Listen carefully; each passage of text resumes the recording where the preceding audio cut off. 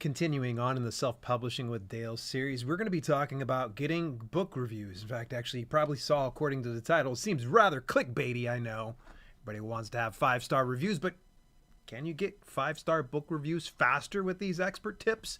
Well, I'd like to think so, because I've gotten myself quite a few reviews over the years, and some of these tips I've given out has helped out many authors, and I anticipate you're going to be the same here. So make sure that you stay tuned to today's podcast.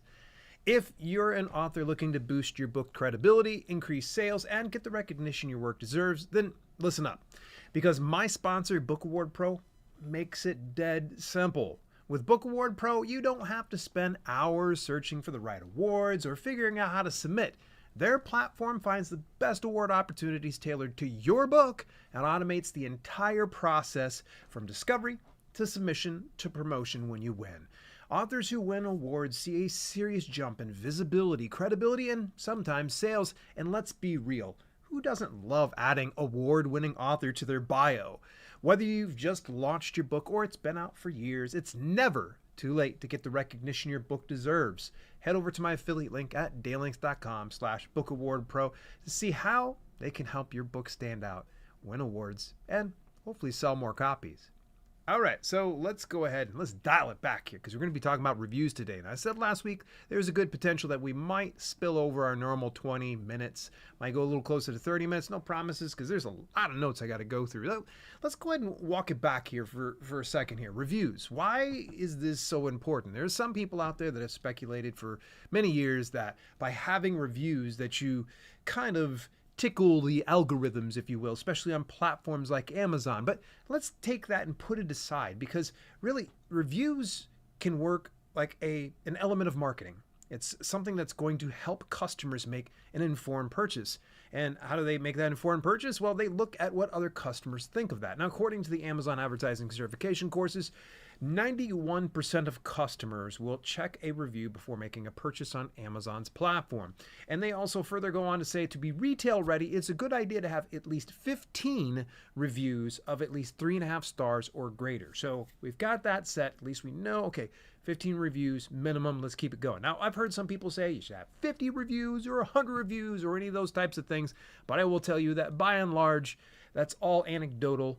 What Amazon specifically said was that 15 reviews, 3.5 stars or greater, 91% of customers go and check that out. So how do you get more book reviews? Well, you definitely don't want to just sit passively and hope for the best. Sure, naturally, when somebody gets to the end of your book, they're going to be prompted by Amazon to leave a review. Now, they don't always get to the end, and so that's where it's going to be a little concerning because let's say, for instance, a book like mine, I've got really large resource sections that some people might look at, and other people, as soon as they're done with the conclusion, they're set. They're like, you know what, I don't need to read the resources. I don't need to know about the author. So then we've just kind of been hanging out there in the cold. We don't have any way to get those reviews. So let me give you some best practices before I go ahead and tell you all the different things. Now, you, first of all, must have a good book.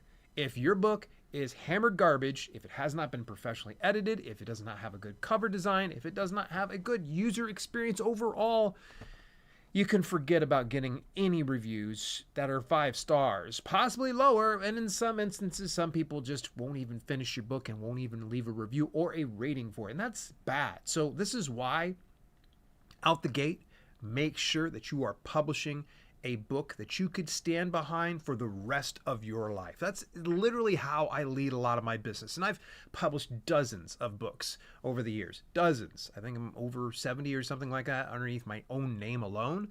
So I've had some experience, and that's going to be the thing is every time I've published a book, I go, okay, this needs to be absolutely the best book I can put out there because otherwise it don't matter. You're going to be wasting your time if it's a garbage book. Now, here's a very simple a suggestion. And if you just tuned out for the rest of this podcast, at least take this one tip. Put a call to action in your book. Now, ideally, I like to put mine in the back matter directly after the conclusion. So as soon as someone is finished, last chapter's done, it goes over and I just say, hey, now that you're done reading the book, I would love to know your honest thoughts about it. If you could go and leave a rating and review over at xyz.com. Now, in the event that you want it to be posted over on Amazon, you would provide an Amazon specific link. If it was Goodreads, you would give a Goodreads link, BookBub, so on and so forth. Prioritize what avenue you want the reviews at most. So that way you have results there. Now, you could get away with something just generic. Could probably be just as simple as leave a review of this book where you purchased or downloaded it. Very simple. You're leaving the onus, though, on the readers, and sometimes you're creating more friction. So if you can, get a review link that you can send people to. So, all right. The next thing is going to be always ask. Always ask. And at the very minimum, you can say to someone, hey, just leave a rating. That would make my day. A review is ideal. We all can agree about that. Having a review, great, because you have at least that context in which customers can probably get behind it. But having something is better than nothing. So having ratings alone is going to help you out so much more than not having any reviews or ratings at all. So always ask. And when do you ask? Well, just depends on the situation. Now, I wouldn't recommend you're standing in the grocery line and you tap somebody in front of you and say, hey, you want to leave a review for my book? That probably ain't going to work out, obviously. So just think about the situations that are most applicable to something like this. The next place is going to be in your email automation sequence. Now, I've just preached to everybody for years now that email marketing is one of the best tools. In fact, I feel it is a critical tool for every author to have. If you do not have an email marketing list, if you do not have that set up, get it started now, because this is a way that you're able to make Amazon's customers or Kobo's customers or Apple's customers your customers. Because really, it's essentially what we're doing on these platforms is sharecropping. And we are not going to be able to get access to the people that are consuming our stuff. The only way we can be able to do that is, first of all, do direct sales, which that's another conversation for another day.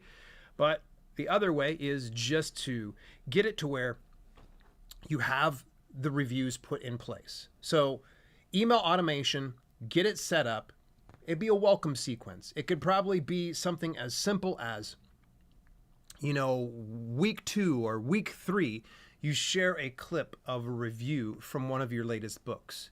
Because sometimes it's just seeing that will prompt readers to go, I actually read that book and I need to go ahead and leave one myself. You'll find sometimes that the rather egregious ones, like the 1 star or the 2 stars, or something that's laughable within a review, if you were to share that, it is almost a call to action for a lot of your devoted readers and those that are part of your email newsletter. And by sending that out, they'll go, you know what, I need to go ahead and leave a review over on Amazon to help balance out that negative one. And you're going to find it can be very helpful. You can even do it on a regular email broadcast, to be honest with you. You just may not want to make that every single one of the emails that you send out on a weekly or monthly basis, but slipping it in there every now and then. Again, sharing clips or even just a simple call to action of sorts. You can also schedule social media posts. So let's say, for instance, over on X, you can schedule posts there. Facebook, you can schedule posts.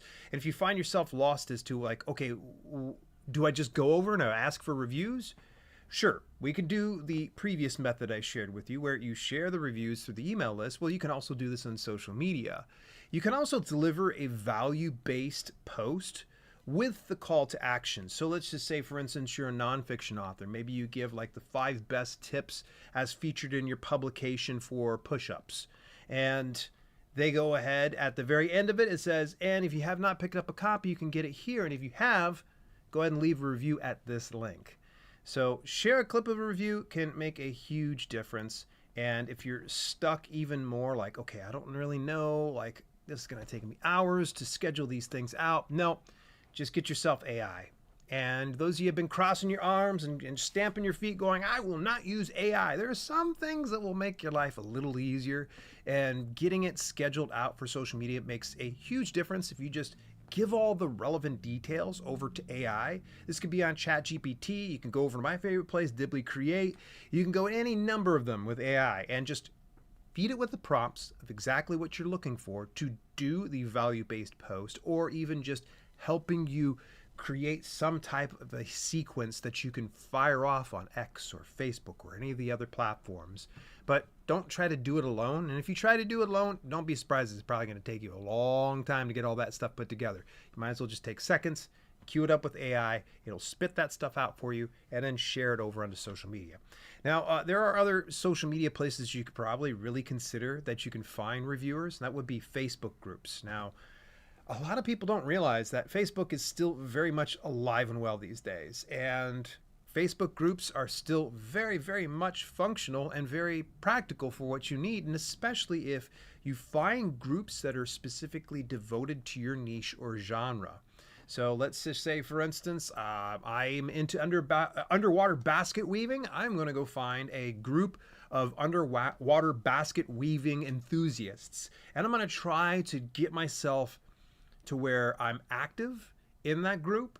So that way, when the day comes and I really want to kind of share something inside a Facebook group, I'd ping an admin. Or if I had the group myself, I wouldn't even have to ask anybody. I'd just shoot it off. Goodreads is another good place to check out, in Discord. Don't rest on Discord. And by the way, we've got a great Discord community for self-publishers and authors if you visit dalelinks.com/Discord. You could also look into book bloggers, influencers, and even podcasts. Now, that might seem overwhelming because it is. What you would find is go do a Google search. It's that simple. Find the types of book bloggers or influencers and podcasts that revolve around your content. Now, if you feel like that's overwhelming to try to search for those types of things, you can always look into one of my favorite publications. Now, it's been about technically 5 years now since it's been updated, but is the book reviewer Yellow Pages by David Wogan. Now, I'm hoping David will update this relatively soon. I recommend get the ebook version because the print book version doesn't appear to have been updated. So you'd want to get the ebook version. Link, of course, as usual, is inside the show notes. It's a really good one. What I would recommend, though, is if you get that, go through, highlight any of the passages and people that you would want to contact, develop a large list. You're going to sift through all of the Yellow Pages and see exactly what works for you. So that way, when you want to go and get more reviews, you can just grab one person out of the queue, drop it on in there, reach out to them, and get it all handled. Now, here's something I also want to just recommend. We've talked almost exclusively about Amazon, but I think it would just be, I would be remiss not to tell you that you shouldn't just limit your reviews to Amazon. If your book is in other avenues, obviously put reviews there. Now, if you're exclusively on Amazon, then I totally get it, but you can also hit places like Goodreads because Goodreads does integrate with the Amazon platform. And as soon as you pass a certain threshold of reviews on Goodreads, it actually displays it on your product detail page next to the number of reviews that you have on Amazon. It can be a huge difference maker, and especially if you don't have many reviews initially over on Amazon, Goodreads is going to help lift that just a little bit. You can look into other platforms like BookBub, of course, and if doing any type of direct situations, you can always Apple, Barnes & Noble, Kobo, Google Play, so on and so forth. So think about those avenues again. Remember, try to focus on one avenue if you can. And I would say if it's Amazon, go for Amazon. If there's going to be a second place, I would say Goodreads, and a third place would be BookBub. What I would say, though, is avoid doing these things. Do not spam or beg. Nobody likes that. And if you don't want to have a pity review, that's just not a good look. You also want to make sure you stay compliant with Amazon's guidelines. Now, it's just a simple Google search away. You can just look up Amazon Community Guidelines, and it'll be able to tell you exactly what reviews are allowed and what are not allowed. So in the event that you find yourself very cross about a 1-star or 2-star review that is beating you up because of shipping or delivery, things like that, believe it or not, you can reach out to the Amazon team to have that review removed because that would actually be in violation. They're not supposed to be talking about the actual shipping or the actual product itself. They're supposed to be talking about the content in that. And I think a lot of people don't realize that. Now, will they take that review down? It's to their discretion, because there's been sometimes some people have reached out and it's been a rather egregious review, and for whatever reason they're like, yeah, we're just going to go ahead and keep that up. Also, you're going to want to make sure you avoid fake or incentivized reviews. So This means don't hire any people to post reviews on Amazon. Yeah, you don't want to be directly compensating somebody to leave a review on your platform. And also, you don't want to be putting inside your book, if you leave a review of my book over on Amazon, I will enter you to win some Tiffany's jewelry. By the way, that was a thing. That really was a thing a few years ago, that there was a famous romance author that was incentivizing reviews by offering them Tiffany's jewelry. Yeah, that's the world we live in here, folks. So don't incentivize people. And then also, and just a kind of a side note of the fake or the incentivized reviews, you also want to kind of consider that, double checking sources, checking with other authors. It never hurts. Always question from where you're getting the reviews. Even if you've heard it from me, question it. Please, by all means. Great resource, and this is not inside the show notes, is the Alliance of Independent Authors.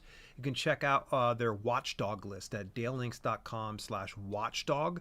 And if you have a question about a service, look it up in there. And if it's not in there, you can also reach out to the Ally team and say, hey, could you vet this or audit this particular platform? They do have a checklist of showing you how you can do an audit on your own. So that might actually be very helpful for you. And the other thing is, you just got to avoid handling negative reviews in an unprofessional fashion. So you might see a low review of your book over on Goodreads, or you're really upset about one over on Amazon. So what I would say is, don't take it personally. Some reviews are better than no reviews. And there are some authors out there that, unfortunately, you might get those negative reviews right out the gate, and it sucks.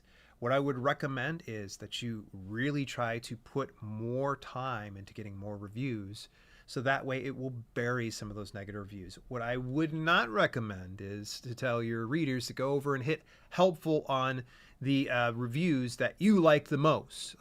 That's just going to send off really bad signals to Amazon, and you don't want that to happen. Now, in the event they do that organically, that is 100% not on you. That's going to be up to the reader to do that. And just remember, too, that sometimes negative reviews really actually help improve conversion, because it's not all sunshine and rainbows here, folks. And so there's going to be some people, when they look at a book with nothing but 5-star reviews and nothing but 4-star reviews, and they're going to go, what's going on here? This can't be the perfect book. I kind of had a conversation with a good friend of mine about a week ago where I was discussing how I got a 1-star on one of my latest books.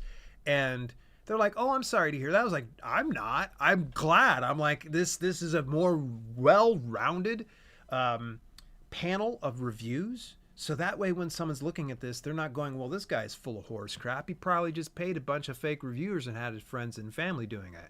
Now, I'm not encouraging anybody out there to go and leave a bunch of 1-star, 2-star reviews on my books. I appreciate the love, and I appreciate you looking out. But all that to say this, that I'm always excited to see the negative reviews pop up, because it does kind of counterbalance things. And I just don't personalize it anymore. I actually feel like, you know what, I'm starting to hit a certain bit of momentum when I do see negative reviews pop up, because there's no such thing as a perfect author here, folks. And you might think there is, but there really isn't.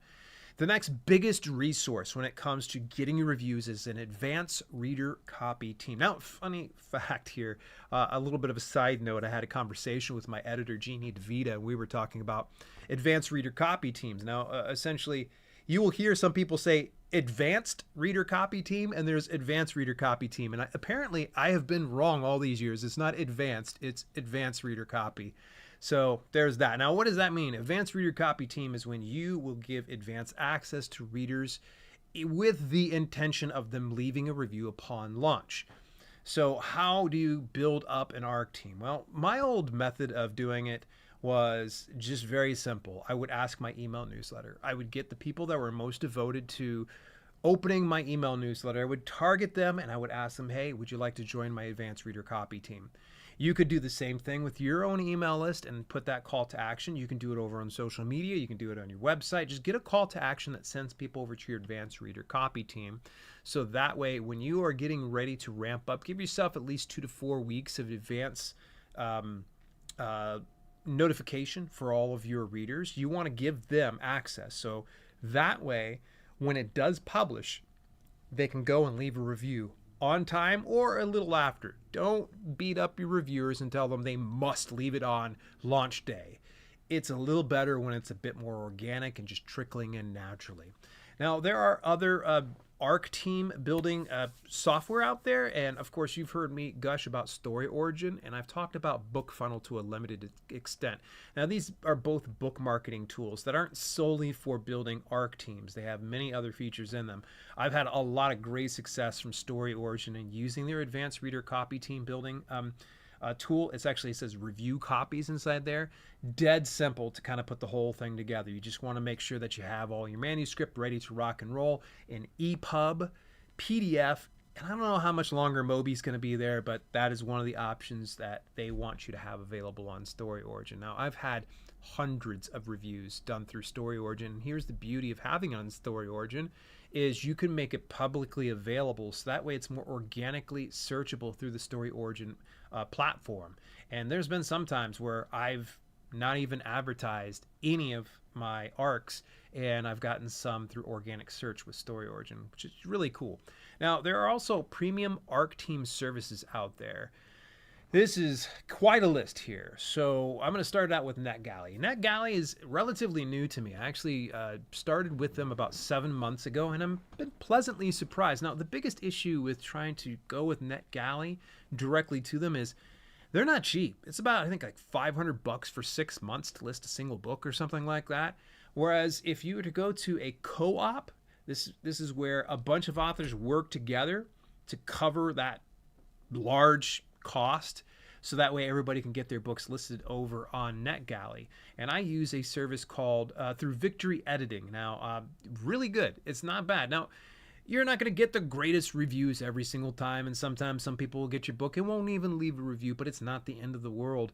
I've found Victory Editing to be nice because they have their own following as well over on social media, more importantly on Facebook. And anytime that you've put your book up through NetGalley, it will actually promote through Victory Editing social media, so it's sharing your book. So that's one of the nice little perks. Now, I think it was about $500 for the year or $55 per month. Don't quote me on that one. There is a link inside the show notes as per usual. But NetGalley, really like it so far. I anticipate I'll probably keep that membership up because it's been so easy to use. Now, the next one's Booksprout. I actually just had an interview with the team over at Booksprout about a few weeks ago. Fantastic. Booksprout is another one, a lot easier. It's almost like a cheaper, better version of NetGalley. I have heard that it's really favored fiction authors over nonfiction, but I will tell you that I've had a few nonfiction reviews to Booksprout. It's relatively inexpensive, and my apologies, I can't remember how much Booksprout was off the top of my head. Again, links are inside the show notes. But Booksprout, really, really good. I was given a tip, though, that if I don't see enough reviews, what I would want to do is browse the library or their little marketplace and try to see what keywords are being searched for and what's being pulled up in that search volume, and that will help you be discovered. So if you don't see enough reviews after a week or two of your particular publication, you can always just take that down and relist it again with different keywords and hopefully become more discoverable on Booksprout's marketplace. Hidden Gems Books is another one, as well as Book Sirens. Now, I haven't had experience with either one of them, but they do lean heavily into fiction. In fact, Hidden Gems Books, I had run a deal, back in 2021 with modest results, but I didn't have to spend that much. And then I tried with Book Sirens with my nonfiction books, and they were just like, hey, just want to let you know ahead of time, like, your books probably aren't going to get very many reviews here, so we're not going to take your money. So that's really good that you know you're in the right place when they say, hey, look, we probably don't have what you're looking for. So big kudos and thumbs up to Book Sirens and Hidden Gems Books for always being transparent with their authors. All right, let's talk about review exchange platforms, because Lord knows there are a lot of them now. You've heard me talk about this with a little bit of reservations. And I'm feeling a little bit more confident after doing some investigation as to whether or not these review exchange platforms are according to Amazon's community guidelines. And every indication that I have seen is that they're fine. So long as they are following the Amazon's community guidelines, they're going to be okay. So there were a few platforms, for instance, getauthenticbookreviews.com as well as book-bounty.com. That's bookbounty.com. They immediately we're able to address the recent changes in the Amazon community guidelines, so that way all account holders and all readers weren't going to get beat up. Now, review exchange platforms work like this. You usually hear what's called an author review swap, where one and another author exchange books in return to leave a review for each of their books over on Amazon's platform. But that, unfortunately, is considered a biased review. They don't want to have that direct interaction. Well, with the review exchange platforms, they remove that direct interaction with other authors that are out there. So in the event, so we have author A, B, and C. Author A puts his book over onto the marketplace. Author B, let's say, picks it up and leaves a review. At that point, author A will not be able to see or leave a review for any of author B's work, but they'll be able to do author C's if they want to. But as soon as they take author C's, author C can't take author A's book. So this is really kind of a good system that keeps everything above board. And I actually had someone email me more recently. We're like, I really wish you would walk back your stance on review exchange platforms. This isn't a good look or whatever. Folks, authors are readers. Yeah, shocking, right? Authors read books, right? So does that mean that we all should stop leaving reviews for books because we're authors? No. But what I would recommend, if you're going to a review exchange platform, the places like Pubby, GetAuthenticBookReviews.com, GetBooksReviewed.com, BookBounty, Jimsy.io, BookBlaze, all those different ones, go and review the books that resonate with you. Don't just simply go for getting points and credits so that way you can get your book reviewed. Because here's one thing that will work an advantage for you. One, if you're leaving reviews for books that you're genuinely interested in, chances are very likely you're going to be a lot more invested in, and as well, Amazon's going to start serving you different books within that specific niche and genre, as opposed to if you start leaving reviews for my underwater basket weaving book and you're just not into that, you're going to start getting served those types of things. And so I would recommend be selective with where you're going. One of the platforms I really like the most, and I'm a bit biased on this because it's Flavia Kennedy, good friend, and also a former guest of the main channel. She runs hers a lot differently. With Get Authentic Book Reviews, you actually have to buy the book. So there's no faking any reviews. You can't just randomly post it up there. They're a lot different and of course a lot more inexpensive compared to the other platforms. But I would say don't rule all of them out. Go take a look at them. A more recent player to the game is called Jimsy.io. If you happen to be a low content book publisher or a nonfiction author, Jimsy.io is the place for you to check out. I've had a good handful of reviews there. Great user interface, fantastic. And then Book Bounty, that's book-bounty.com. Oh my gosh, dead simple interface. Really, the reviews I've gotten so far have been good. I got one low review, and I think that was the one low review I was referring to earlier, but I'm okay with that. Again, I appreciate the fact that another author read my book and was like, you know what, I'm going to leave an honest review. And I anticipate and I hope that if you're doing any of these review exchange platforms, that you will always leave honest reviews. If you feel like it's a little too low, maybe contact the site admin or something else like that. But I think that anybody goes to these sites, anticipate that they're going to get an honest review. And that's the most important thing. You want to make sure that it is honest. Now, if you get slammed with a ton of low reviews, then you might want to reconsider going through and figuring out what's the problem with your book. Now, with these review exchange platforms, the pros are you get more book reviews than if you were to try to do it passively. The cons are you have to review other books to get your own book review in return. So it is a little bit of a hassle, but again, choose books that you're most interested in. And sometimes you're going to have to do some sifting from time to time. Now, there are premium review sites. Now, I've already talked about my sponsors, Book Award Pro. I talked about how they do book awards, but they also match you up with review opportunities as well as editorial review opportunities. And editorial reviews, by the way, I'm just not going to even tap into that today. That's just a whole can of worms we're not going to even dive into. Reader's Favorite has an editorial review available. I said I wasn't going to talk about it, but I lied, I guess. Boy, that didn't last long. But Reader's Favorite actually has an editorial review that's 100% free. Just literally Google it up. It's readersfavorite.com, and they will give a free book review for your book. And I've gotten, I would say, 7 out of 10 of my books that I've submitted to them usually gets a review, so that's really nice. The Kindle Book Review is another place to look at. Independent Book Review is also another one. Now, just a reminder again, watch out, folks. You should not pay for a review to be posted on Amazon. Yeah. So a place like Reader's Favorite, they won't post your reviews over on the Amazon platform, but they will do on other platforms like Goodreads. And that's really kind of why I go for Reader's Favorite. And by the way, I usually just get the free one. A good friend of mine, Bill Latoria, actually had ordered I think it was like the 5 review package, and he actually said it turned out really nice. So I don't want to say anything disparaging about their services, but at least go for the free one. Now, by the way, I've listed a ton of sites and services. You'll want to get access to that over at dalelinks.com/reviews. It has a whole list of those things, including a site of lists and also some best practices for getting reviews. That's over on my link tree. Again, that's dalelinks.com/reviews. Oh, let's go ahead and wrap things up here. I want to give, first of all, big shout out. Book Award Pro, thank you so much. I want to tell them they're great sponsors. They've been working with me for a long time. You want to boost your book credibility and sales? Then consider Book Award Pro. They find the best awards for your book, handle the submissions, and help you promote your wins.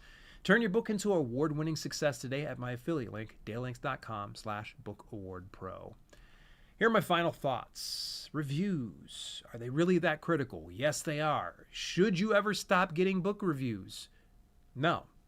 I mean, never if you want to continue selling books, because it sometimes has a lot to do with how much of a consistency of reviews do you have coming in.